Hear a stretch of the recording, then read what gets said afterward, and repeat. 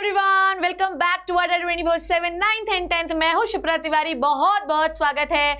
आज की कहानी जो मुझे सुनानी आप सुनेंगे अपनी और सिर्फ अपनी, आपकी अपनी शिप्रा मैम की ज़बानी। आई नो बहुत नाराज़ हो, नाराज़गी दूर करने आ गई हूँ मैं। क्या है कि अभी थोड़ा नीट वीट वालों का एग्जाम चल रहा है तो उसमें थोड़ा सा मैं ऑक्यूपाइड थी, बट डोंट वरी, मैं आपको सारे लेक्चर्स कंप्लीट करा दूंगी। थोड़ा विश्वास, थोड़ा भरोसा मैम के ऊपर रखो और लेक्चर्स को देखते जाओ। बच्चों, आज हम पढ़ने वाले हैं क्या, लास्ट टाइम में हम लोगों ने कंप्लीट किया था कितने मोड्स ऑफ न्यूट्रिशन होते हैं। आज की कहानी में हम ये सीखेंगे किसका न्यूट्रिशन मेरे प्यारे बच्चों, प्लांट्स का। मैंने आपको बोला ही था कि ये जो चैप्टर है ये 3 सेगमेंट में चलेगा। प्लांट में कोई भी मैकेनिज्म कैसे होता है, फिर एक छोटे ऑर्गेनिज्म में कैसे होता है, फिर ह्यूमंस में कैसा होता है। तो हम लोग पढ़ने वाले हैं ऑटोट्रॉफिक न्यूट्रिशन। न्यूट्रिशन 3 प्रकार का हम लोगों ने पढ़ रखा है, वैसे तो मेनली 2 प्रकार का होता है, ऑटोट्रॉफिक और हेटेरोट्रॉफिक। पहले हम डिटेल में शुरू करेंगे ऑटोट्रॉफिक न्यूट्रिशन के बारे में। और ऑटोट्रॉफिक न्यूट्रिशन मेरे लल्ला मेरे प्यारे बच्चों कहाँ पर होता है, प्लांट्स में होता है शिप्रा मैम। और जब भी हम बात कर रहे हैं प्लांट्स में होता है शिप्रा मैम, तो कैसे होता है, क्यों होता है, ये आज हम सीखेंगे। इस लेक्चर को मैंने 3 पार्ट्स में डिवाइड किया है। पहले पार्ट में हम ये सीखेंगे ऑटोट्रॉफिक न्यूट्रिशन में कि ऑटोट्रॉफिक न्यूट्रिशन क्या होता है। भाई, पौधे जब अपने मर्जी से, अपनी इच्छा से, अपने से स्वयं खाना बनाते हैं in the presence of sunlight, this is called as photosynthesis and it is the mechanism of the autotrophic nutrition. तो फोटोसिंथेसिस को हम 3 पार्ट्स में कंप्लीट करेंगे। पहला पार्ट की फोटोसिंथेसिस होता क्या है, हमें उसके लिए चाहिए क्या क्या है, opening and closing of stomata. उसके बाद हम लोग इसी लेक्चर को सेकंड पार्ट में पढ़ेंगे द मैकेनिज्म ऑफ फोटोसिंथेसिस, जिसमें हम पढ़ेंगे मेरे प्यारे बच्चों लाइट एंड डार्क रिएक्शन के बारे में। और थर्ड में हम लोग पढ़ेंगे the factor which affect the photosynthesis. तो फोटोसिंथेसिस के जब आप 3 कुंजम लेक्चर देख लेंगे तो मुंचम बिल्कुल चीजें कंफर्म हो जाएगी। तो बिना किसी देरी के शिप्रा मैम आज शुरू करने वाली कि फोटोसिंथेसिस कहां होता है, फोटोसिंथेसिस के लिए हमको चाहिए क्या है, फोटोसिंथेसिस के दौरान opening and closing of stomata मेरे प्यारे बच्चों क्या होता है। तो चलिए शुरू करते हैं। देखिए, चलिए, तो आपको ये समझ में आया कि जब भी whenever we talk about the autotrophic nutrition, ठीक है, जब भी मेरे प्यारे बच्चों हम किसकी बात कर रहे हैं, ऑटोट्रॉफिक न्यूट्रिशन की। तो ऑटोट्रॉफिक न्यूट्रिशन मैम ने आपको डिटेल से पढ़ा है, इसलिए अभी हम उस पर नहीं जा रहे हैं। पिछले जो लेक्चर है वो आप लगा लीजिए तो आपको कंफर्म हो जाएगा। ऑटो का मतलब होता है सेल्फ, ट्रॉफिक का मतलब बनाना। तो जब कोई ऑर्गेनिज्म या पौधे अपना भोजन स्वयं बनाते हैं तो उसे हम ऑटोट्रॉफिक न्यूट्रिशन कहते हैं, ठीक है। और उन ऑर्गेनिजम्स को हम क्या कहते हैं मेरे प्यारे बच्चों, उन्हें हम ऑटोट्रॉफ्स कहते हैं। क्लियर। तो ऑटोट्रॉफिक न्यूट्रिशन वो न्यूट्रिशन है जिसमें कोई भी ऑर्गेनिज्म या ग्रीन प्लांट अपना भोजन स्वयं बनाता है। उन ऑर्गेनिज्म या प्लांट्स को हम ऑटोट्रॉफ्स कहते हैं। समझ में आ गई बात। अब ग्रीन प्लांट्स जो है ये जब बहुत ही पॉपुलर हैं, ये हम कब से बचपन से पढ़ते आ रहे हैं कि सबसे पॉपुलर एग्जाम्पल कौन सा ऑटोट्रॉफिक न्यूट्रिशन का। तो सबसे पॉपुलर एग्जाम्पल ऑटोट्रॉफिक न्यूट्रिशन का होता है बच्चों मेरे प्यारे green plants. Green plants are the most popular example of the autotrophic nutrition. और जब भी हम ग्रीन प्लांट्स के बारे में बात करते हैं बच्चों तो हम इसे कैसे भूल सकते हैं, the mechanism is called as photosynthesis. तो बताइए किस मैकेनिज्म से ग्रीन प्लांट अपना भोजन बनाते हैं शिप्रा मैम, ये तो बताने की जरूरत ही नहीं थी आपको। It is the photosynthesis. तो फोटोसिंथेसिस से जो भोजन है वो पौधे बनाते हैं। फोटोसिंथेसिस जब भी हम बात करते हैं तो फोटो का मतलब क्या होता है मेरे प्यारे बच्चों, फोटो का मतलब होता है लाइट और सिंथेसिस का मतलब होता है बनाना। तो लाइट की प्रेजेंस में अगर आप कोई बनाना बना रहे हैं, केला नहीं, कोई भी चीज बना रहे हैं तो it is called as photosynthesis. यही आज के लेक्चर में हमें सीखना है। बचपन में जब से अपन पैदा हुए हैं, ध्यान से समझिएगा, जब से अपन पैदा हुए हैं अपने को पता है फोटोसिंथेसिस की रिएक्शन क्या है।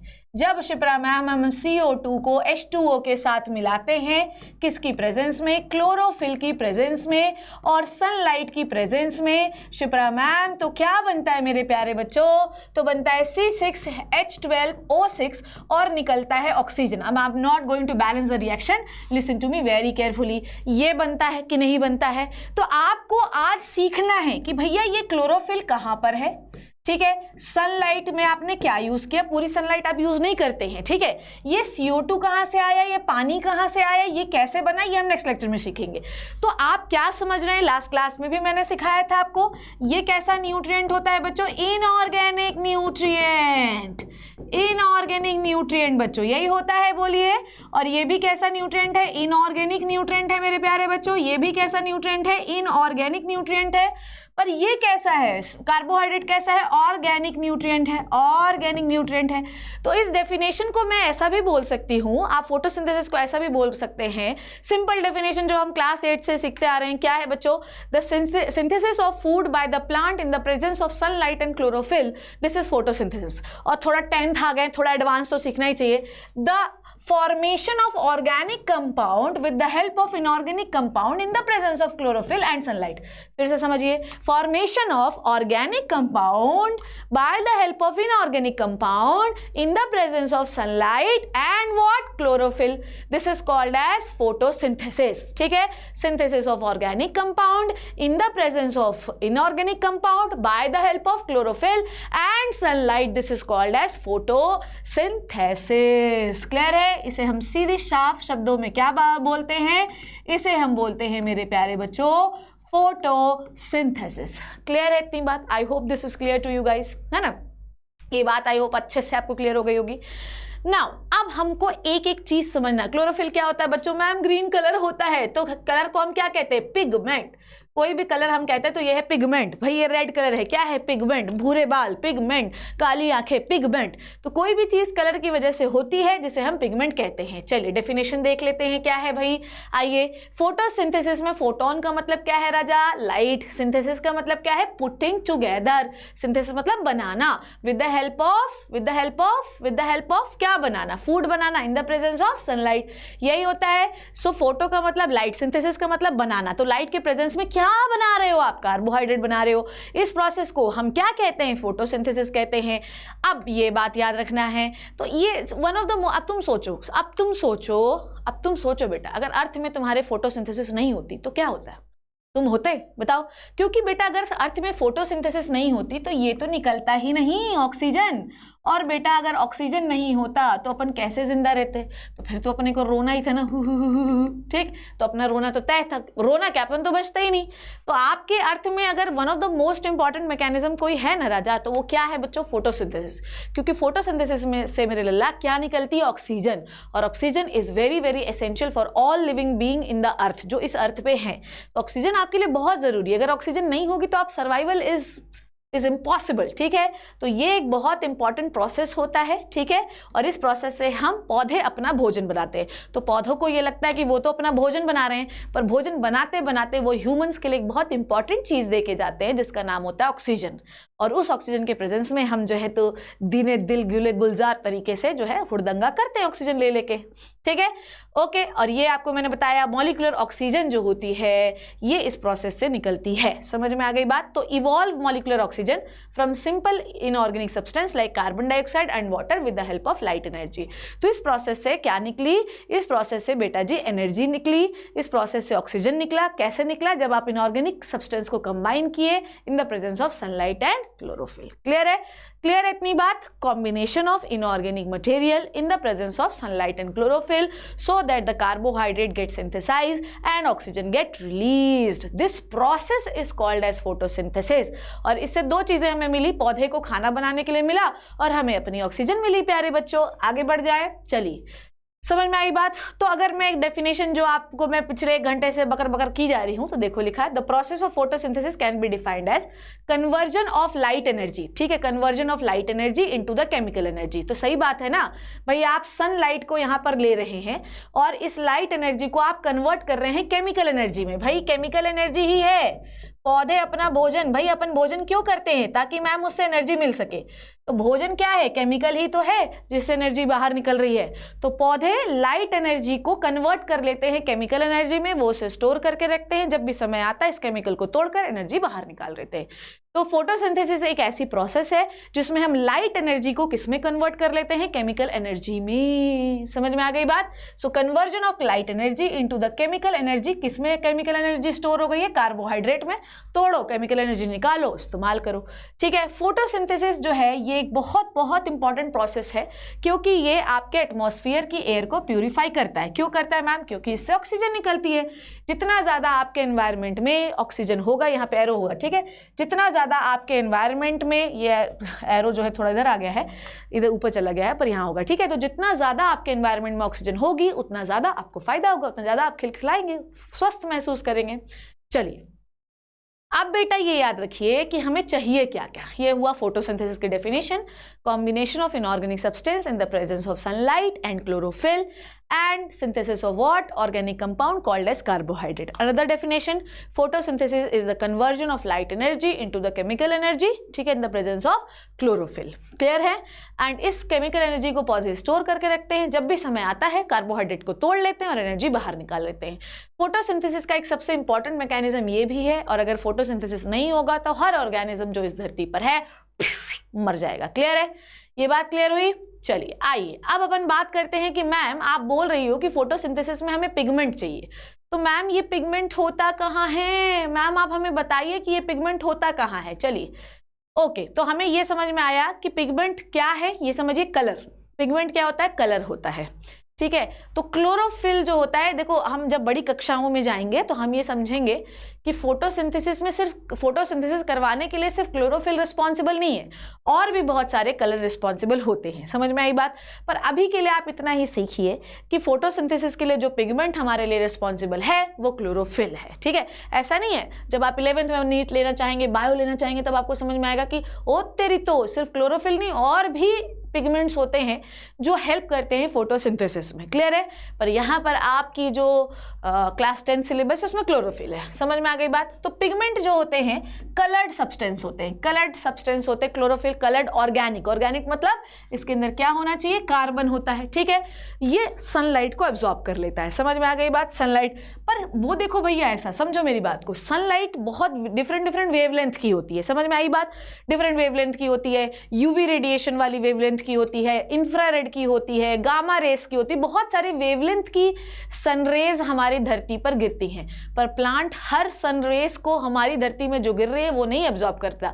भाई मेरे घर में दाल चावल रोटी सब्जी मछली चिकन मुर्गा सब बना है, पर मेरे को अगर दाल चावल खाना है, मैं हमेशा दाल चावल ही खाती हूँ, तो घर पे कुछ भी आए कुछ भी बने, इससे मुझे कोई फर्क पड़ता क्या है? टिंडा, मुझे कोई फर्क नहीं पड़ता है। तो ऐसी कंडीशन में मैं सिर्फ वही खाना खाती हूँ जो मेरी ज़रूरत की है। तो सन जो वेव्स होती हैं वो बहुत सारी वेव्स नीचे गिराती हैं, पर प्लांट कौन सी एब्जॉर्ब करता है? जो उसकी ज़रूरत की होती है, ठीक है। तो वो कितने वेवलेंथ का एब्जॉर्ब करता है प्लांट? सिर्फ इतना, 380 से 760 माइक्रोमीटर रेडिएशन, ठीक है। इतना, सिर्फ इतना, जिसे हम कहते हैं विजिबल लाइट और वाइट लाइट, ठीक है। विजिबल लाइट और वाइट लाइट किसको कहते हैं बच्चों? ध्यान से समझना। विजिबल लाइट कौन सी लाइट होती है? विजिबल लाइट इज नथिंग यार, विबग्योर। विबग्योर प्लांट कौन सा एब्जॉर्ब करता है? विबग्योर। ये वाली कलर की रेडिएशन कौन सी? Violet, indigo, blue, green, yellow, orange और रेड। क्लियर है? समझ में आ गई बात? तो प्लांट जो है सिर्फ इन्हीं विजिबल लाइट या वाइट लाइट को ही एब्जॉर्ब कर, इन सबको मिला के वाइट लाइट हो जाती है। इनका कलर आपको समझ में नहीं आता। तो सिर्फ इसी वेवलेंथ, ये सारा जो है, ये जितनी भी कलर वाली रेज है, इसी वेवलेंथ की रेडिएशंस होती हैं। सिर्फ इतना ही एब्जॉर्ब करेगा, ना तो इससे कम वाला लेगा जिसके अंदर यूवी रेडिएशन आते हैं, ना तो इससे ज़्यादा वाला रहेगा जिसके अंदर इंफ्रारेड और गामा रेज आते हैं, ठीक है। उनको आएगा, टकराएगा, चला जाएगा। प्लांट सिर्फ किसको एब्जॉर्ब करता है? इनको। क्लियर है इतनी बात? समझ में आ गई बात? तो green pigments from green plant absorb the visible light. तो आपको ये समझना चाहिए कि आपके पास, आपके प्लांट में एक पिगमेंट होता है जो कि एक ग्रीन पिगमेंट है, जिसे हम क्लोरोफिल कहते हैं। होते बहुत सारे, पर हमें सिर्फ इससे मतलब है। क्लोरोफिल जो ग्रीन पिगमेंट है वो सिर्फ इसी वेवलेंथ की रेडिएशन को एब्जॉर्ब करता है, बाकी सबको भाड़ में जाने देता है, हमें कोई मतलब नहीं है। तो इन, मैंने बोला ना, मोस्ट इंपॉर्टेंट पिगमेंट इन सब में क्या है? क्लोरोफिल, ठीक है। उसमें भी सबसे इंपॉर्टेंट कौन सा? ये भी लिख देती है ma'am, chlorophyll A. Chlorophyll A, बहुत सारे टाइप के क्लोरोफिल भी होते हैं बच्चों, पर सबसे इंपॉर्टेंट क्लोरोफिल कौन सा है? Chlorophyll A. ए भी होता है, बी भी होता है, सी भी होता है, डी भी होता है, ई भी होता है, बहुत सारे होते हैं, पर हमें कौन सा चाहिए? Chlorophyll A. क्लोरोफिल ए जो है ये सबसे इंपॉर्टेंट पिगमेंट है, प्लांट के अंदर पाया जाता है। पिगमेंट मतलब कलर। ये एक ऑर्गेनिक कंपाउंड होता है जो कि सनलाइट को एब्जॉर्ब करता है, पर क्या सारी वेवलेंथ को एब्जॉर्ब कर लेगा? ना। कौन से एब्जॉर्ब करेगा? 380 से 760 वाली, ठीक है। ये नैनोमीटर होता है, ठीक है, नैनोमीटर, ठीक है। नैनोमीटर वाली एब्जॉर्ब करेगा, बाकी सब भाड़ में जाने देगा। क्लियर है इतनी बात? चलिए अब बात, सवाल ये है कि ये पिगमेंट पाए कहाँ जाते हैं शिप्रा मैम? ये पिगमेंट होते कहाँ हैं ये तो बता दो हमें, जरा ध्यान से समझिएगा। पिगमेंट जो होते हैं, इस पहले हम बात करते हैं साइट ऑफ फोटोसिंथेसिस, उसके बाद बात करेंगे पिगमेंट की, ठीक है। साइट ऑफ फोटोसिंथेसिस देखिए, साइट ऑफ फोटोसिंथेसिस है क्लोरोप्लास्ट। क्या है बच्चों? क्लोरोप्लास्ट। चलिए समझ में आई बात। क्लोरोप्लास्ट जो है पत्तियों में होते कहाँ हैं ये भी बताती हूँ। क्लोरोप्लास्ट ज्यादातर होते हैं मीजोफिल सेल में, जो कि that occupy the space between the upper and lower epidermis. बेटा ये एनटीएससी का सवाल है और काफी पूछा जाता है। आपका फोटोसिंथेसिस की साइट क्या है बच्चों? सीधी बात, अगर आपसे पूछा जाए कि फोटोसिंथेसिस कहाँ होता है तो साइट में आप लिखेंगे क्लोरोप्लास्ट में, ठीक है, क्लोरोप्लास्ट में। क्लियर है? अब ये क्लोरोप्लास्ट कहाँ पाए जाते हैं ये भी जरूरी है। ये पाए जाते हैं मीजोफिल सेल्स में, ठीक है, मीजोफिल सेल्स। मीजोफिल सेल्स कहाँ की मीजोफिल सेल्स में? लीफ की मीजोफिल सेल्स में पाए जाते हैं। समझ में आ गई बात? अब ये mesophyll cells that occupy the space between the upper and lower epidermis. Now देखो, ये है अपना अपर एपिडर्मिस, ये है मेरे प्यारे बच्चों, ध्यान समझना, एक बार पूरा लास्ट में रिवाइज करा देंगे, ठीक है। ये है आपकी अपर एपिडर्मिस, ये है नीचे वाली एपिडर्मिस, लोअर एपिडर्मिस, ठीक है, लोअर एपिडर्मिस, ठीक है। इसके बीच का जो पोजीशन होता है ना, now listen to me very carefully, क्या बोल रही हूँ, ये देखो, ये है मीजोफिल सेल, ये है मीजोफिल सेल, इसमें पाया जाता है क्लोरोप्लास्ट, ठीक है। ये यहाँ पर और यहाँ पर क्लोरोप्लास्ट पाया जाता है, मेनली यहाँ पर होता है, ठीक है, मेनली आपकी मीजोफिल सेल्स के अंदर क्लोरोप्लास्ट होता है। मीजोफिल सेल्स आपको वैसे नहीं दिखेगी, माइक्रोस्कोप के नीचे दिखाई देती हैं। फिर से एक बार रिवाइज करें, ठीक है। क्लोरोप्लास्ट हमें ये समझना है कि आपका जो ग्रीन पिगमेंट है उसका नाम है क्लोरोफिल। क्लोरोफिल सनलाइट की कौन सी रेडिएशन को एब्जॉर्ब करता है? सिर्फ कौन से, कितने नैनोमीटर की? 380 से 760 नैनोमीटर तक की एब्जॉर्ब करता है, इससे कम भी नहीं, इससे ज़्यादा भी नहीं। उसके बाद अगर ये एब्जॉर्ब कर रहा है तो क्लोरोफिल कहाँ होगा? भाई आप बोल रहे हो कि क्लोरोफिल सनलाइट को एब्जॉर्ब करता है, इतनी रेडिएशन वाली को, बाकी आगे पीछे वाली को वो नहीं एब्जॉर्ब करता। तो कहाँ है क्लोरोफिल जो है वो कहाँ है? क्लोरोफिल होता है क्लोरोप्लास्ट में। क्लोरोप्लास्ट कहाँ होता है? लीव्स में। लीव्स में भी कौन सी जगह पे? मीजोफिल सेल्स में। Upper epidermis and lower epidermis के बीच में ये जो सेल्स आपको गैप में दिखाई दे रही हैं, ये है मीजोफिल सेल्स, और मीजोफिल सेल्स में ही आपका क्लोरोप्लास्ट जो है वो पाया जाता है। Now listen to me very carefully, अगर आप एक क्लोरोप्लास्ट का डायग्राम देखेंगे, ठीक है, फिर से अपन डोंट वरी, हम इसको पूरा एक बार फिर रिवाइज करेंगे, तो घबराने की और चीखने चिल्लाने की जरूरत नहीं है, ठीक है। अपन एक बार इसको फिर से रिवाइज कर लेंगे, so don't worry about it, ठीक है। कौन से कलर से लिखूं यार, चलो, ये है एक क्लोरोप्लास्ट का स्ट्रक्चर, पर क्लोरोप्लास्ट कौन से स्ट्रक्चर के अंदर होता है? मीजोफिल सेल्स के अंदर, ठीक है। क्लोरोप्लास्ट कौन से स्ट्रक्चर के अंदर होता है बच्चों? मीजोफिल सेल्स के अंदर। मीजोफिल सेल्स कहाँ होती हैं बच्चों? मीजोफिल सेल्स लीव्स में होती हैं, दोनों एपिडर्मिस के बीच में, इनके बीच में गैप्स होता है मीजोफिल सेल्स में, ठीक है। तो जहाँ पे ज्यादा गैप दिखाई दे रहा है वहीं पर ज्यादा क्लोरोप्लास्ट भी होंगे। अब अगर आप एक क्लोरोप्लास्ट का स्ट्रक्चर देखें तो आपको इसमें कितनी मेम्ब्रेन दिखती हैं प्यारे बच्चों? एक ये दिख रही है, दूसरी ये दिख रही है। तो क्लोरोप्लास्ट एक डबल मेम्ब्रेनस स्ट्रक्चर होता है। ये क्लास 9th में आप लोगों ने सेल में अच्छे से पढ़ रखा होगा, उम्मीद ये है। तो क्लोरोप्लास्ट मीजोफिल सेल्स में है। मीजोफिल सेल्स का है, लीफ में है। क्लोरोप्लास्ट के अंदर एक पिगमेंट है जिसका नाम है क्लोरोफिल, जो कि फोटोसिंथेसिस के लिए बहुत जरूरी है। क्लोरोप्लास्ट का स्ट्रक्चर मेरे प्यारे बच्चों, मेरे आंखों की तारों, चांद सितारों, गुल गुलजारों, अगर आप देखोगे तो कितने लेयर का होता है? डबल लेयर का। ये वाली जो बाहर वाली लेयर होती है इसको हम कहते हैं आउटर लेयर। कौन सी लेयर राजा बेटा? आउटर लेयर, ठीक है। और अंदर वाली को हम क्या कहते हैं प्यारी लल्लियों? इनर लेयर, ठीक है। अंदर वाली को हम क्या कहते हैं? अंदर वाली को हम क्या कहते हैं? अंदर वाली को हम कहते हैं इनर लेयर। अंदर वाली को हम क्या कहते हैं? Inner layer. और ये हो गई outer layer. Is this clear to you guys? ठीक है। और अगर आपको यहाँ पर ध्यान से दिख रहा होगा तो इसके बीच में एक स्पेस आप दिखाई दे रहे होंगे, दिख रहा होगा, जिसे हम कहते हैं इंटरमेम्ब्रेन स्पेस। दोनों एक दूसरे से चिपटी नहीं रहती हैं, ठीक है, दूर दूर रहती हैं, ठीक। अब अगर आपको दिख रहा होगा तो यहाँ पर एक लिक्विड भरा होता है, ठीक है, एक्वस फ्लूइड भरा होता है, जिसको हम कहते हैं stroma. Now listen to me, भविष्य में ये चीजें अभी आपको याद रखनी है क्योंकि भविष्य में ये काम आएंगी। स्ट्रोमा में पाए जाते हैं बच्चों भर भर के एंजाइम्स। ये बात आप कंठस्थ कर लीजिए क्योंकि जब हम फोटोसिंथेसिस का मैकेनिज्म पढ़ेंगे तो ये बात आपको याद होनी चाहिए। फिर वो वाला लेक्चर में लाइव तो नहीं लूंगी क्योंकि लाइव में आप मुझे तंग बहुत करते हो यार। लाइव चाहिए तो फिर बताना, ठीक है। तो स्ट्रोमा क्या होता है? एक लिक्विड फ्लूइड होता है जिसके अंदर एंजाइम्स पाए जाते हैं। क्या पाए जाते हैं बच्चों? एंजाइम्स। एंजाइम्स क्यों चाहिए, काय को चाहिए, ये हम पढ़ेंगे जब मैकेनिज्म पढ़ेंगे, ठीक है। नाउ अगर आपको दिखाई दे रहा होगा, तो यहाँ पर ऐसे कॉइन्स लाइक स्ट्रक्चर आपको दिखाई दे रहे होंगे। देखो मैंने इसमें कुछ भी आपको नया नहीं बताया, it just a revision of class 9th, ठीक है। इसमें आपको ऐसे सिक्के लाइक अरेंजमेंट दिखाई दे रहे होंगे मेरे प्यारे लल्लो, ऐसे सिक्के लाइक अरेंजमेंट दिखाई दे रहे होंगे। मैम ये क्या है? इसके एक सिक्के को आप कहते हैं थाइलाकॉइड, थाइला थाइला हुआ, ठीक है। एक सिक्के को हम कहते हैं थाइलाकॉइड। क्या कहते हैं मेरे साथ बोलो? थाइलाकॉइड। थैले के अंदर क्लोरोफिल भरा हुआ है, ठीक है, थाइलाकॉइड, ठीक है। और थैला जो है एक के ऊपर एक रखा हुआ है, जिसे हम कहते हैं बच्चों क्या? ग्रैनम। तो स्टैक ऑफ थैलाकॉइड, स्टैक मतलब bunch of thylakoid is called as granum, branch of thylakoid it is called as granum. तो थैलाकॉइड क्या है? Only one coin.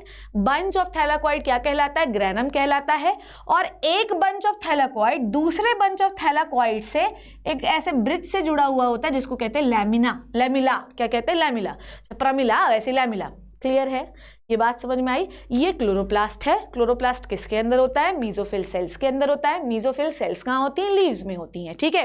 Okay, done है इतनी बात। मीजोफिल सेल्स के अंदर जो क्लोरोप्लास्ट है उसके डबल मेम्ब्रेनस होता है, आउटर मेम्ब्रेन और इनर मेम्ब्रेन। दोनों मेम्ब्रेन आपस में चिपकी हुई नहीं रहती हैं, दूर है, नफरत करती एक दूसरे से। उसके बाद आपका यहाँ पर एक लिक्विड भरा होता है, this liquid is called as stroma. Stroma के अंदर भयंकर भयंकर वाले एंजाइम्स होते हैं। ये बात आपको आज से क्लियर करनी है, क्योंकि अगर आज का लेक्चर आपके दिमाग में नहीं घुसेगा, नेक्स्ट लेक्चर जब मैं आपको मैकेनिज्म पढ़ाऊंगी वो तो आपको समझ नहीं आएगा। तो ध्यान से समझते जाना। कमेंट सेक्शन में मुझे बताना अगर किसी भी स्ट्रक्चर में डाउट है तो, ठीक है। फिर उसके बाद ये जो सिक्का जैसे दिख रहा है ना, एक सिक्का, दो सिक्का, तीन सिक्का, चार सिक्का, ये बंच में होते हैं सिक्के, तो it is called as stack of thylakoid. क्या कहते हैं? Stack of thylakoid. Stack of thylakoid मतलब थैलाकॉइड का बंच, तो it is a stack of thylakoid. और इस बंच को हम एक डंडे से जोड़ते हैं जिसे हम कहते हैं लैमिला। क्या कहते हैं बच्चों? लैमिला। अभी लैमिला आपके काम का नहीं है। नाउ ये जो सेंटर का पोजीशन आपको थैलाकॉइड का दिख रहा है, जिसे मैं किसी और कलर से बताती हूँ, देखो जो सेंटर का पोर्शन आपको दिखाई दे रहा है, ब्लू कलर से बता रही हूँ, थाइलाकॉइड का ये जो सेंटर का पोर्शन है इसे आप कहते हैं lumen. Lumen is very very very very important, very very very very important. अब मैं आप लोगों को एक चीज समझाती हूँ, ध्यान से समझना, ठीक है। जैसे मान लो, लेट मी ड्रॉ दिस, ठीक है। मान लो कि ये आपका है क्लोरोप्लास्ट, ठीक है। मैं डबल मेम्ब्रेन, चलो डबल छोड़ दो, मैं डबल मेम्ब्रेन नहीं बना रही हूँ, क्लोरोप्लास्ट, ठीक है। अभी जो मुझे समझाना है मैं वो बता रही हूँ, ठीक है। ये है क्लोरोप्लास्ट, ठीक है। और बेटा ये है इसमें क्या? थाइलाकॉइड, ठीक है। ये क्या है इसमें? थाइलाकॉइड, ठीक है। एक थाइलाकॉइड, ग्रैना नहीं बना रही, सिर्फ थाइलाकॉइड। नाउ इस थाइलाकॉइड में जुड़े हैं आपके पिगमेंट्स। ये जो आपकी थाइलाकॉइड मेम्ब्रेन है ना, मेम्ब्रेन ऑफ थाइलाकॉइड, ध्यान से समझते जाना, ठीक है। मेम्ब्रेन ऑफ थाइलाकॉइड, ये जो आपकी मेम्ब्रेन ऑफ थाइलाकॉइड है ना बच्चों, इसमें जुड़े होते हैं आपके पिगमेंट्स। क्या जुड़े होते हैं बच्चों? स्टोमेटा नहीं है ये पिगमेंट है, ठीक है। इसमें जुड़े होते हैं आपके पिगमेंट्स, ठीक है। स्टोमेटा नहीं है, these are the pigments, okay. ये हैं आपके पिगमेंट्स, ये बात याद रखिएगा, ये हैं आपके पिगमेंट्स। तो अगर आपसे मैं पूछा जाऊं, पिगमेंट्स मतलब क्लोरोफिल वगैरह, अगर मैं आपसे पूछूं बेटा कि आपके पिगमेंट कहाँ प्रेजेंट होते हैं क्लोरोप्लास्ट में, तो आप बोलोगे थाइलाकॉइड में की मेम्ब्रेन में। ये बात क्लियर हो गई आपको? सो ये है क्लोरोप्लास्ट, ये क्या है अपना? स्ट्रोमा। ये तो अपना स्ट्रोमा है भाई, ठीक है। और स्ट्रोमा में क्या प्रेजेंट होते हैं भाई? एंजाइम प्रेजेंट होते हैं। ये बात भी क्लियर हो गई, ठीक है। तो आपसे अगर पूछा जाए कि where is the location of the pigment, तो पिगमेंट की लोकेशन कहाँ होती है? थाइलाकॉइड की मेम्ब्रेन में होती है। लोग ऐसा बोल देते हैं थाइलाकॉइड में, थाइलाकॉइड पर कहाँ होते हैं? ऐसे मेम्ब्रेन में। बेटा ये जगह को आप आज के बाद कभी नहीं भूलेंगे, ये है ल्यूमेन, ल्यूमेन ऑफ थाइलाकॉइड। बेटा इसको आप बिल्कुल भी नहीं भूलेंगे, इसको आप बिल्कुल भी नहीं भूलेंगे, समझे। अब आपको एक चीज़ हम बताते हैं, बेसिकली आप ये याद रखिएगा नेक्स्ट लेक्चर के लिए, आपको कुछ भी करना है पर इस ल्यूमेन में आपको H+ का कॉन्सेंट्रेशन बढ़ाना है। मैं सर्कल नहीं लगाती हूँ, अदरवाइज आप कंफ्यूज हो जाएंगे, ठीक है। आप कुछ भी करिए, आप कुछ भी, आप ऐसे मैकेनिज्म नेक्स्ट क्लास में करके दिखाऊंगी आपको कि इस ल्यूमेन में H+ का कॉन्सेंट्रेशन बढ़ना चाहिए, ठीक है। इस H+ का कॉन्सेंट्रेशन बढ़ना चाहिए ल्यूमेन में। H+ का कॉन्सेंट्रेशन मतलब हाइड्रोजन का कॉन्सेंट्रेशन इसमें बढ़ना चाहिए। आप हाइड्रोजन का कॉन्सेंट्रेशन कैसे बढ़ाएंगे ये नेक्स्ट क्लास में मैं आपको बताऊंगी। समझ में आ रही बात? आप कुछ भी करिए पर आपके ल्यूमेन में हाइड्रोजन का कॉन्सेंट्रेशन बढ़ना चाहिए। क्यों चाहिए हाइड्रोजन? काहे को चाहिए हाइड्रोजन, ये मैं आपको नेक्स्ट क्लास में बताऊंगी। क्लियर है इतनी बात? ये है क्लोरोप्लास्ट, क्लोरोप्लास्ट के अंदर ये है थैलेकॉइड, मेम्ब्रेन में है पिगमेंट और ये है स्ट्रोमा, स्ट्रोमा में है एंजाइम्स। ठीक है, पिगमेंट होते हैं थैलेकॉइड के मेम्ब्रेन में। हमारा ऑब्जेक्टिव ये है कि इसका जो ल्यूमेन है, जो सेंटर पार्ट है, वहां पे भर भर के हाइड्रोजन आयन जो है वो आप इकट्ठा करिए। क्लियर है? समझ में आई बात? इसको ऐसे याद रखो। देखो, कभी आपने वो देखा है डैम देखा होगा ना, डैम। ठीक है, अब डैम में हम एक जगह पर पानी इकट्ठा कर लेते हैं। ठीक है, इकट्ठा करते हैं, फिर जब हम डैम के दरवाजों को खोलते हैं तो पानी बहुत तेज निकलता है, सर। तो उसकी जो पोटेंशियल एनर्जी, जितने तेजी से वो बहता है, उसका यूज करते हैं, उससे टरबाइन घूमता है और एनर्जी बनती है। तो हमें इस ल्यूमेन में हाइड्रोजन को कलेक्ट करना है। हाइड्रोजन को आप पानी कंसिडर करिए। फिर उसके बाद जब उसे गेट से निकालेंगे ना, है ना, तो उससे क्या निकलेगी? उससे निकलेगी उसकी पोटेंशियल एनर्जी। उसको तुरंत आप कन्वर्ट करेंगे एटीपी में। तो आपका ऑब्जेक्टिव क्या है? ये जो सेंटर का पार्ट है, इसमें आप हाइड्रोजन कलेक्ट करो। मैडम कैसे करेंगे? समझ नहीं आ रहा है, बताऊंगी कैसे करना है, वो आपको समझाऊंगी। अभी बस ये याद रखना है। ठीक है, क्लियर? तो ये समझ में आया? तो कंप्लीट कहाँ था यार? ये हो चुका है। ठीक है, कंप्लीट। अभी थोड़ा थोड़ा देखो, कंसेप्ट कभी भी एक लेक्चर पे मैं बिल्डअप नहीं कराऊंगी। वन शॉट वीडियो होता तो दन्न से आपको दे देती, सन्न से आपको समझ में आ जाता है। पर अभी मैं चाहती हूँ कि आपके मन में छोटे छोटे से कंसेप्ट ऐसे डेवलप हों कि पूरे इंडिया में कोई इस तरीके से ना आपको सिखा पाया हो। ठीक है, अभी पूरा रट्टा मार के जाएंगे।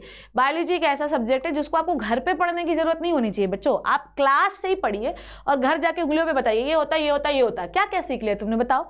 दो इनऑर्गेनिक कंपाउंड को जब हम सनलाइट और क्लोरोफिल की प्रेजेंस में जोड़ते हैं तो ऑर्गेनिक कंपाउंड बनता है। उस ऑर्गेनिक कंपाउंड में स्टोर रहती है एनर्जी, उसको तोड़कर पौधे अपनी एनर्जी निकालते हैं। दूसरी डेफिनेशन क्या समझी? लाइट एनर्जी को केमिकल एनर्जी में कन्वर्ट करते हैं, ये सीखी। फिर उससे मैंने पूछा कि भैया आप सनलाइट ले रहे हैं तो सनलाइट को कौन एब्जॉर्ब करता है? क्लोरोफिल एब्जॉर्ब करता है। पत्तियां एब्जॉर्ब करती है, तो क्या पत्तियां हर टाइप की वेवलेंथ ले लेती? नहीं। आपको मैंने बताया कौन सी लेती हैं आप। भाई विबगर रहता है, व्हाइट लाइट को लेते हैं, बाकी नहीं ले सकते हो। फिर उसके बाद हम लोगों ने क्या पढ़ा? फिर हमने उसके बाद पढ़ा कि जो पिगमेंट जो है, लीफ जो है, वो उसमें पाए जाते हैं पिगमेंट मोस्टली पॉपुलर कौन सा है? Chlorophyll A. ये जब सनलाइट को लेता है तो ये पिगमेंट होते कहाँ है बच्चों? तो सनलाइट में जब ये लेता है तो आपके जो पिगमेंट्स होते हैं वो कहाँ पर पाए जाते हैं मेरे प्यारे बच्चों? ये पाए जाते हैं थैलेकॉइड की मेम्ब्रेन में, पिगमेंट पाए जाते हैं। स्ट्रोमा में क्या पाया जाता है? क्लोरोप्लास्ट के एंजाइम्स पाए जाते हैं। हमारा ऑब्जेक्टिव फोटोसिंथेसिस में है कि जो थैलेकॉइड का सेंटर पार्ट है उसमें हाइड्रोजन कलेक्ट करो। कैसे करोगे वो नेक्स्ट क्लास में बताऊंगी। The complete process of photosynthesis included the light phase and the dark phase inside the chloroplast. Now listen to me very carefully. अगर मैं बात करूं कि फोटोसिंथेसिस की दो फेजेस कौन सी हैं, now listen everybody, ध्यान से सुनिएगा। देखो, फोटोसिंथेसिस की हम डेफिनेशन समझ गए, सब कुछ हम समझ गए। फोटोसिंथेसिस जो है यूं ही नहीं हो जाता। फोटोसिंथेसिस कहाँ होता है? क्लोरोप्लास्ट में होता है। कहाँ होता है बच्चों? क्लोरोप्लास्ट में होता है। ठीक है, क्लोरोप्लास्ट में होता है। चलो फिर से वही कहानी। आप अगर एक क्लोरोप्लास्ट बना रहे हो, लिसन मेरे प्यारे बच्चों, अगर आप एक क्लोरोप्लास्ट बना रहे हो, ये है आपका थैलेकॉइड, ये है आपका थैलेकॉइड। नाउ थैलेकॉइड के ऊपर क्या जुड़े होते हैं? ये जुड़े हैं आपके पिगमेंट्स। ठीक है, क्या जुड़े हैं? पिगमेंट। मैंने स्टोमेटा जैसा बनाया है पर आपको ये क्या है? आपका पिगमेंट है। ठीक है, तो ये याद रखना है कि आपका फोटोसिंथेसिस की बच्चों प्यारे दो फेजेस होती हैं। फोटोसिंथेसिस की दो फेजेस होती हैं। एक फेज होती है आपकी डार्क फेज और एक फेज होती है लाइट फेज। ये सब हम नेक्स्ट क्लास में करेंगे। ठीक है, एक होती है लाइट फेज। ठीक है, एक फेज होती है लाइट फेज और एक फेज होती है डार्क फेज। एक फेज होती है लाइट फेज और एक फेज होती है डार्क फेज। कहाँ होता है? लाइट को कौन एब्जॉर्ब करता है? ये पिगमेंट एब्जॉर्ब करते हैं ना लाइट को। ये सनलाइट है। ठीक है, तो सनलाइट किसको एब्जॉर्ब करता है? सनलाइट जो है को कौन ले लेता है? ये पिगमेंट ही ले लेंगे ना। कौन सा पिगमेंट है? क्लोरोफिल पिगमेंट है। तो बेटा जो लाइट रिएक्शन होती है वो हमेशा थैलेकॉइड में होती है। लाइट रिएक्शन हमेशा कहाँ होती है? थैलेकॉइड में। तो मैम डार्क रिएक्शन कहाँ होती है? ये स्ट्रोमा में होती है, स्ट्रोमा। ठीक है बच्चों, ध्यान से समझना। डार्क रिएक्शन कहाँ होती है? डार्क रिएक्शन होती है स्ट्रोमा में। डार्क रिएक्शन कहाँ होती है? स्ट्रोमा में होती है डार्क रिएक्शन। ये बात आपको अच्छी तरीके से क्लियर होनी चाहिए। डार्क रिएक्शन कहाँ होती है? स्ट्रोमा में। मैम क्यों होती है? क्योंकि स्ट्रोमा में भयंकर वाले क्या होते हैं? बोलो बोलो बोलो, क्या होते हैं? एंजाइम्स। स्ट्रोमा में एंजाइम्स होते हैं और ये बहुत जरूरी होते हैं। तो मैम डार्क रिएक्शन मतलब रात में होती होगी? ना, यही तो बता रही हूँ। नहीं, ठीक है, दोनों सनलाइट में ही होती हैं, दोनों सनलाइट में ही होती हैं। पर ये बात दोनों दिन में ही होंगी।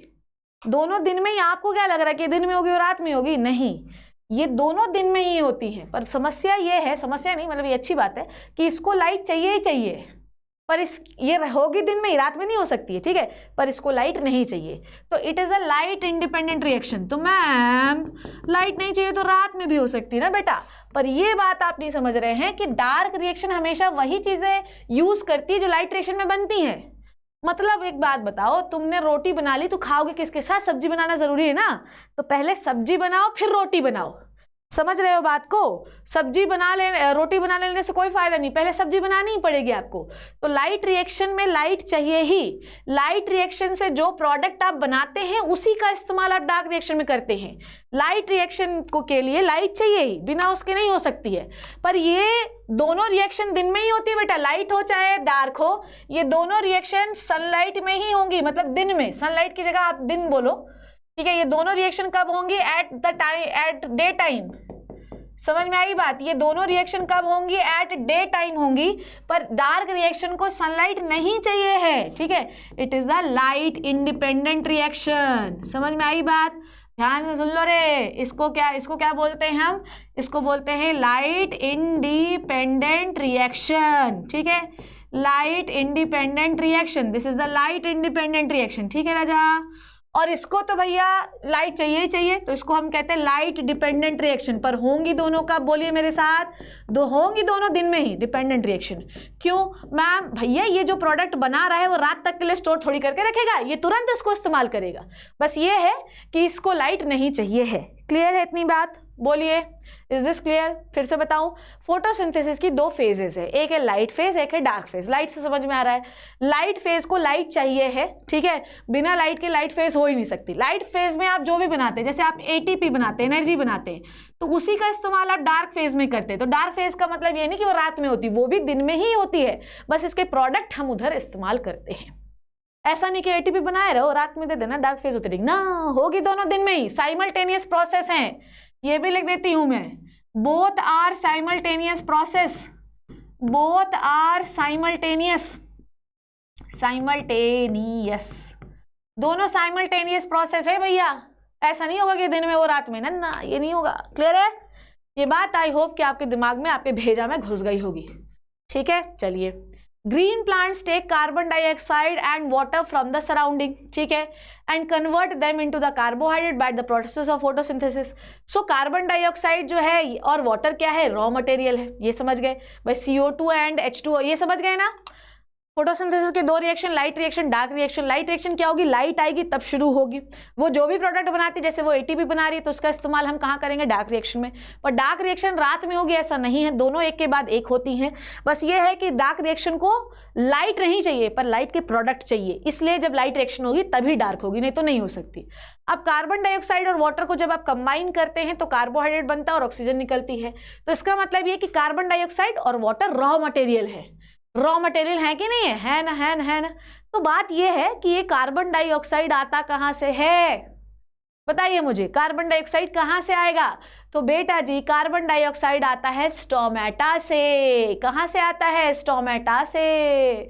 आपके जो, आप अगर देखो, ध्यान से समझना, आप अगर लीफ का स्ट्रक्चर देखो, इधर आ जाओ, लीफ का स्ट्रक्चर था ना हमारे पास कहीं पर। अगर आप लीफ का स्ट्रक्चर देखो तो यहाँ पर आपको छोटू छोटू से छेद दिखाई देते हैं, यहाँ पर प्रेजेंट होते हैं स्टोमेटा, छेद होते हैं।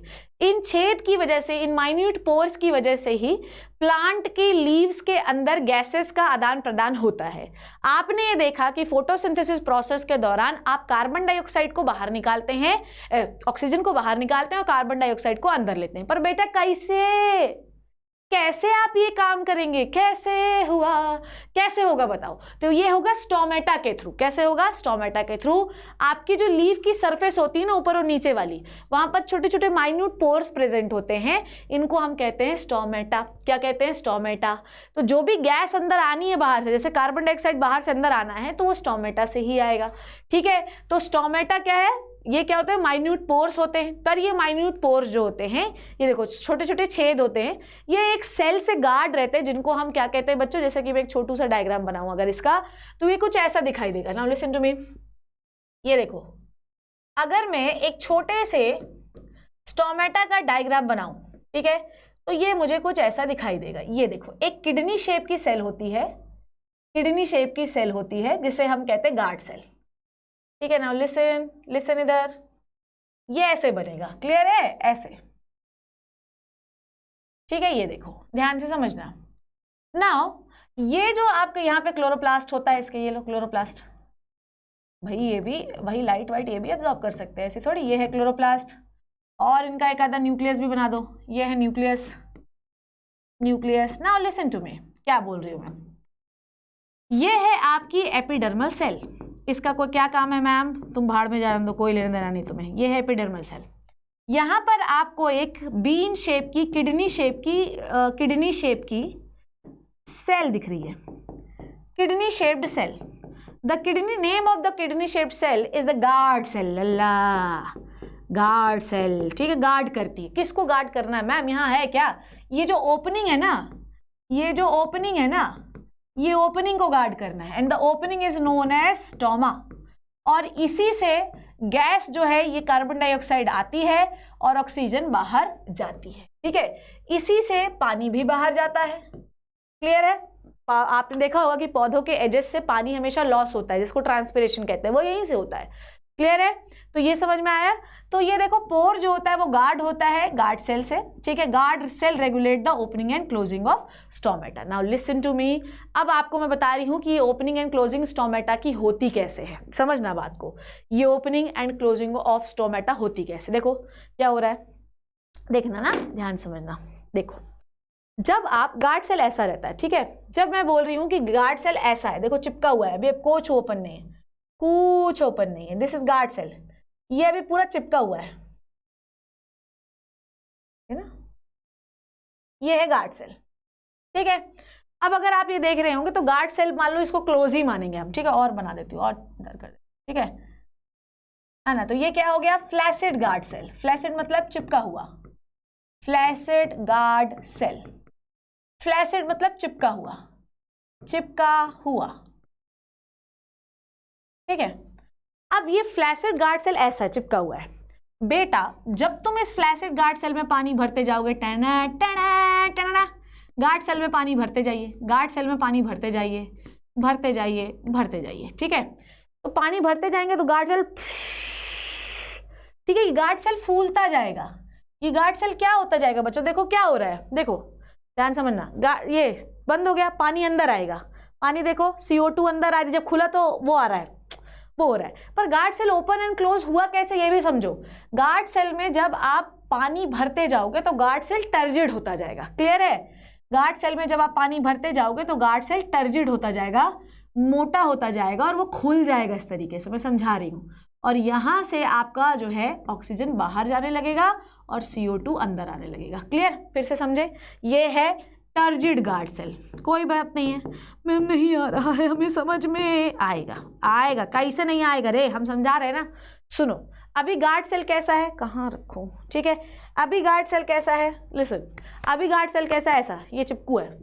ठीक, गार्ड सेल में पानी भरते जाइए, जैसे मान लीजिए ये पानी है, अब मैं, अभी मेरा मुंह ऐसा है, पानी भरते जाओ,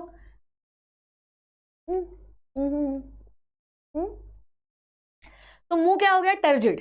यहां पर भी ऐसा ही है बच्चों कि जब आपके गार्ड सेल में पानी नहीं है तो जैसे जैसे आप पानी भरते जाओ,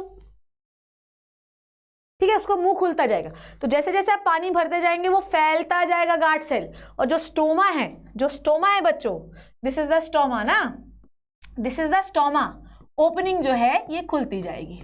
तो ये है आपका क्लोज्ड स्टोमेटा, ये है आपका क्लोज्ड स्टोमेटा, और ये है आपका ओपेंड स्टोमेटा।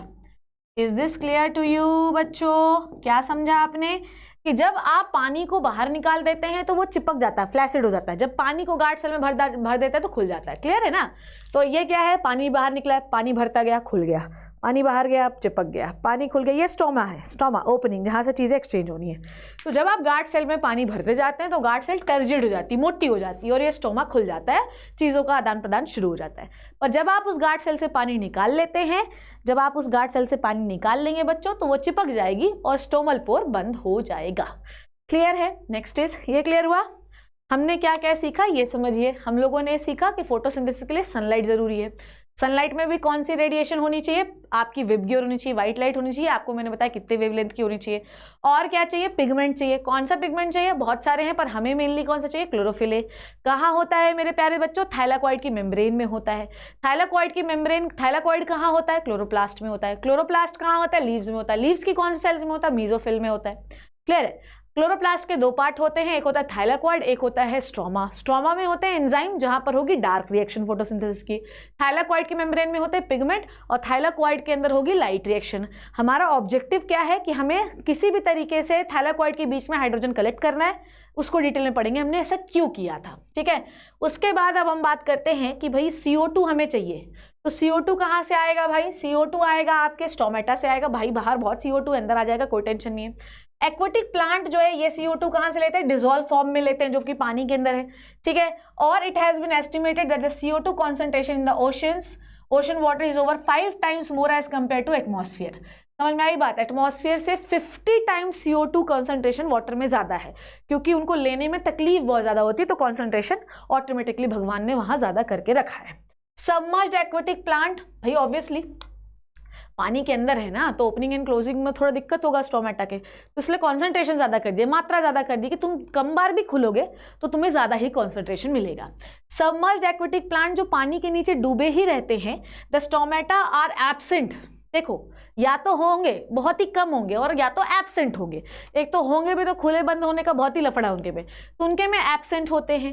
ठीक है, सबमर्ज्ड एक्वेटिक प्लांट में जो डूबे हुए रहते हैं, तो वो कहाँ से लेते होते हैं? फिर वो कहाँ से लेते हैं? सरफेस से लेते हैं। कहाँ से लेते हैं भाई? सरफेस से लेते हैं। Absorption of water, mineral and gases occurs through the general body surface. तो उनके में स्टोमेटा जो थोड़े बहुत दिखते रहेंगे, उनके में हल्के हल्के होंगे, पर जो पूरे सबमर्ज्ड है उसमें आपके स्टोमेटा होते ही नहीं, तो कहाँ से लेंगे भाई? जनरल डिफ्यूजन से लेंगे। जैसे जनरल बॉडी सरफेस से एब्जॉर्प्शन वगैरह से पानी आता है, वैसे CO2 भी आएगी। इनको बहुत दिक्कत होती है फोटोसिंथेसिस करने में, तुम सोच भी नहीं सकते। क्लियर है? अब अपन आते हैं वाटर। वाटर कहाँ से आएगा भाई? वाटर आएगा, water is very very important source, ये बात समझिएगा। वाटर को तोड़ने से ही, तुमको समझ में आ रहा है? ये याद करिए, ये याद करो बच्चों। हमारा ऑब्जेक्टिव क्या है?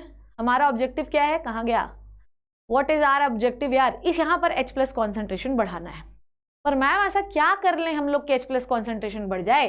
बेटा, जब आप H2O को तोड़ोगे लीफ के अंदर, ठीक है, जब आप H2O को तोड़ोगे तो H2O को तोड़ने से क्या निकलेगा? O2 निकलेगा और H2O निकलेगा। निकलेगा, इस H2O को यहाँ भेजो। तो आप समझो, पानी को हम इसलिए नहीं तोड़ रहे हैं कि हमें ऑक्सीजन चाहिए। लीव्स के अंदर पानी इसलिए नहीं टूटता कि हमें ऑक्सीजन चाहिए।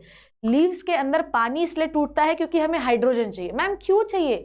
ये पूरी जो है पूरी कहानी एक ही क्वेश्चन पे रुकी हुई है कि हमें थाइलाकॉइड के अंदर H+ आयन H2 को क्यों कलेक्ट करना है, बताऊंगी मैं आपको। तो हमने पानी तोड़ा है, हमें पानी क्यों चाहिए? क्योंकि हमें हाइड्रोजन चाहिए, हमें ऑक्सीजन नहीं चाहिए। हमें चाहिए क्या? हाइड्रोजन। वो तो कहने की बात है, पानी की टूटने से ऑक्सीजन निकलता है। भैया, पानी की टूटने से हाइड्रोजन निकलता है, पौधे को हाइड्रोजन की जरूरत है, ऑक्सीजन की जरूरत तुम्हें है, जो लक बाय चांस तुम्हें मिली है। पौधे को हाइड्रोजन की जरूरत है। क्यों है, कैसे है, हम समझेंगे। तो पानी कहाँ से आता है भाई साहब? हमने पहले समझा CO2 कहाँ से आता है भाई? एनवायरनमेंट से आता है, स्टोमेटा के थ्रू आता है।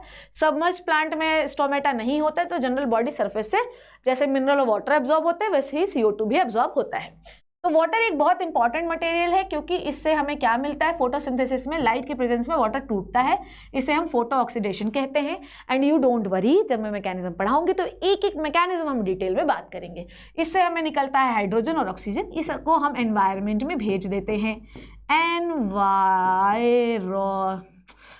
एनवायरनमेंट स्पेलिंग चेक कर लेना यार, ठीक है। एनवायरनमेंट में भेज देते हैं और हाइड्रोजन का इस्तेमाल करते हैं। तो तुमको मैं ये कंसेप्ट क्लियर करने की कोशिश कर रही हूँ कि तुमको समझ में आया कि वाटर प्लांट एब्जॉर्ब क्यों करता है? वाटर को तोड़ने के लिए। तोड़ना क्यों है मैम? क्योंकि पौधे को हाइड्रोजन चाहिए। मैम क्यों चाहिए? सब अभी बता देंगे, तो नेक्स्ट लेक्चर के लिए क्या होगा। और ऑक्सीजन को बाहर निकालता है। तो पौधा का जो एक्सक्रीटरी मटेरियल ऑक्सीजन है वो हमारे लिए जरूरत का, उसके लिए कुछ नहीं है। क्लियर है? प्लांट एब्जॉर्ब, हालांकि उसके लिए भी है, पर वो हम रेस्पिरेशन में जानेंगे, ठीक है। Plant absorb from the water by the root, ठीक है, transported upward through the xylem. ये बात समझना, ये देखो जाइलम्स होते हैं ना, रूट से एब्जॉर्ब हुआ, जाइलम से ऊपर चढ़ गया। ठीक है, समझ में आई बात। और ये याद रखिएगा कि पानी जो है वो हर सेल के द्वारा यूटिलाइज किया जाता है, क्योंकि हर सेल को फोटोसिंथेसिस करना होता है। हर सेल जो फोटोसिंथेसिस कर रही है उसे हाइड्रोजन चाहिए है, तो उसे वाटर तोड़ना ही पड़ेगा, तभी उसे हाइड्रोजन मिलेगा। मैम क्यों चाहिए, नेक्स्ट क्लास में। क्लियर है, समझ में आ गई बात। तो CO2 H2O raw material carbohydrate में कन्वर्ट होते हैं in the presence of sunlight. इसी प्रोसेस को हम फोटोसिंथेसिस कहते हैं, जिसकी 2 फेजेस है और इन्हें ही हम नेक्स्ट क्लास में डील करेंगे। क्लियर है बच्चों, इसे ही हम नेक्स्ट क्लास में डील करेंगे। क्लियर है, समझ में आ गई बात। तो आपको ये बहुत समझना है, आप ऑक्सीजन के लिए नहीं मर रहे हैं। ओह, आप ऑक्सीजन के लिए नहीं मर रहे हैं, मतलब आप तो मर ही रहे हैं। पौधे को ऑक्सीजन की जरूरत बाद में रेस्पिरेशन में पढ़ाऊंगी क्या है, पर पौधे को उतनी ऑक्सीजन की जरूरत नहीं है। पौधे को हाइड्रोजन की जरूरत है, इसलिए वो पानी तोड़ता है। पानी कहाँ से आ रहा है, रूट से आ रहा है। पानी कहाँ था, सॉइल में था, जाइलम से ऊपर चढ़ता है। हर सेल को पानी चाहिए, नहीं तो वो फोटोसिंथेसिस नहीं कर पाएगी, वो मर जाएगी। क्लियर है। तो आज हमने बहुत बेसिक से पॉइंट सीखे कि फोटोसिंथेसिस कहाँ होता है, फोटोसिंथेसिस की कौन सी 2 फेजेस हैं, पानी हमें क्यों चाहिए है, फोटोसिंथेसिस होता कहाँ है, पिगमेंट कहाँ होता है, ठीक है, किस जगह पर होते हैं पिगमेंट, क्या रॉ मटेरियल है, CO2 कहाँ से आता है, H2O कहाँ से आता है। I think enough for the day. Next class में मैं आपको बताऊंगी कि फोटोसिंथेसिस की जो लाइट और डार्क रिएक्शन है ये होती कैसे। बेटा इतना क्रिस्प क्लियर लेक्चर मैं आपको बता रही हूँ, इतना क्रिस्प क्लियर कंसेप्ट, इतने क्रिस्प क्लियर लेक्चर आपको पूरे YouTube में कहीं नहीं मिलेंगे, गारंटी है मेरी। See you in the next amazing lecture with the mechanism of the photosynthesis. इंतजार करिएगा मेरा। Thank you so much and Tata.